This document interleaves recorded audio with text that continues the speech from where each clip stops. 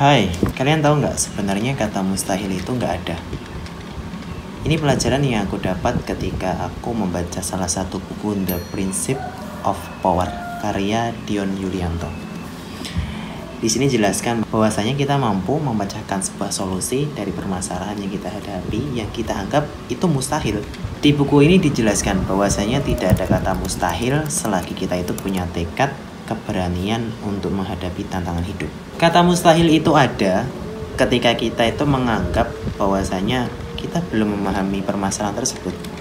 Atau kata mustahil itu ada ketika kita belum memahami permasalahan yang sedang kita hadapi. Sebenarnya kalau kita itu sudah tahu ilmunya, sudah tahu cara bagaimana menyelesaikannya, kata mustahil itu tidak ada. Sebagai contohnya ya, kita itu dulu waktu SD menganggap pelajaran matematika itu sebuah pelajaran yang merumitkan dan mustahil kita bisa. Tapi setelah kita dipelajari oleh guru kita mampu untuk belajar dengan sungguh-sungguh, kata mustahil untuk belajar tentang perkalian itu selagi kita mau belajar, ya terpecahkan sebuah solusi tersebut. Buku ini diceritakan ada seorang kaisar yang dia itu mempunyai prinsip hidup. Dia itu tidak percaya dengan kata mustahil. Dia hidupnya mempunyai ambisi yang besar sampai-sampai ambisinya itu membuat rakyatnya tidak yakin dengan mimpi-mimpi yang dia miliki. Meskipun banyak tantangan dan rintangan yang dihadapi, kaisar ini tidak pernah ragu dan menyerah.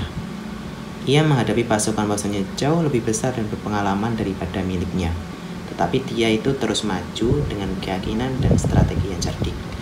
Jadi kesimpulannya, ketika kita mempunyai sebuah ambisi, ketika kita mempunyai sebuah keberanian untuk menghadapi sebuah kemustahilan, harus didasari dengan modal. Maksudnya modal di sini itu harus difikirkan matang-matang. Jangan sampai kita itu bertindak sembrono. Maknanya kita melangkah itu sudah difikirkan matang-matang resikonya, keuntungannya, apa yang kita dapat ketika kita sudah melangkah selangkah lebih maju. Perlu diingat ya, kalau kita itu ingin mencapai tujuan yang ingin kita raih, kita tuh harus yakin dengan diri kita sendiri. Jadi jangan sampai omongan negatif, keraguan yang orang lain pandang tentang diri kita itu menjadikan diri kita tuh down, tidak semangat lagi, bahkan tidak percaya dengan mimpi-mimpi besar kita lagi. Kita terus harus mempunyai ambisi dan mempunyai tekad yang kuat untuk menggapainya. Terus caranya bagaimana supaya kita itu menjadi orang yang percaya diri dan terus yakin terhadap mimpi-mimpi kita? Yaitu yang pertama, definisikan tujuan kita dengan jelas. Maksudnya kalau kamu mempunyai mimpi, kalau kamu ingin mempunyai tujuan yang jelas, definisikan dulu langkah apa yang harus kamu lakukan, terus keinginan apa yang ingin kamu raih, dari hal terkecil dulu sampai yang terbesar. Kan gak mungkin kita melangkah dalam satu tangga itu langsung tangga yang pertama langsung ke tangga yang ke-10 itu gak akan mungkin. Terus yang kedua, jangan biarkan keraguan merajai pikiran kita. Jangan sampai overthinking itu menghancurkan semuanya sih. Jadi fokusnya bagaimana? Fokus kamu itu untuk sesuatu hal memperbaiki diri atau memberikan yang terbaik. Jangan sampai fokus kamu itu kamu alihkan pada hambatan dan kegagalan. Kamu cuma fokusnya nanti kalau kayak gini gimana ya, nanti kalau nggak bisa gimana ya. Kalau kamu fokus di itu aja, ya nggak akan berkembang. Terus yang ketiga yaitu jangan takut mengambil resiko. Sebuah kesuksesan dan membahagiakan itu ternyata tidak bisa diraih dari hal yang nyaman. Makanya ada kata keluarlah kamu dari zona nyaman. Maksudnya bagaimana? Karena kesuksesan itu ternyata bersandingan yang namanya resiko, rasa sakit, kesepian, keheningan. Gak ada yang namanya kesuksesan itu diraih dari rasa nyaman, bersantai-santai, berleha-leha, gak ada. Terus yang keempat yang perlu kamu mantapkan lagi yaitu menjadi orang yang sabar dan pantang menyerah. Karena kebanyakan dari kita tuh kalau belum mendapatkan hasil, waktunya sudah lama, kita jadi capek, jadi nggak sabar.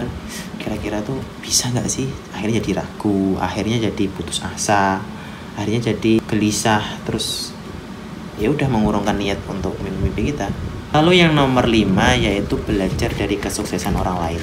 Seperti halnya sebuah kapal yang di tengah laut, kalau seumpama tidak ada nahkodanya, tidak ada yang memberitahu kompasnya jalannya mau arah kemana, ya tentu kapal tersebut cuma diombang-ambing oleh ombak kesana kemari.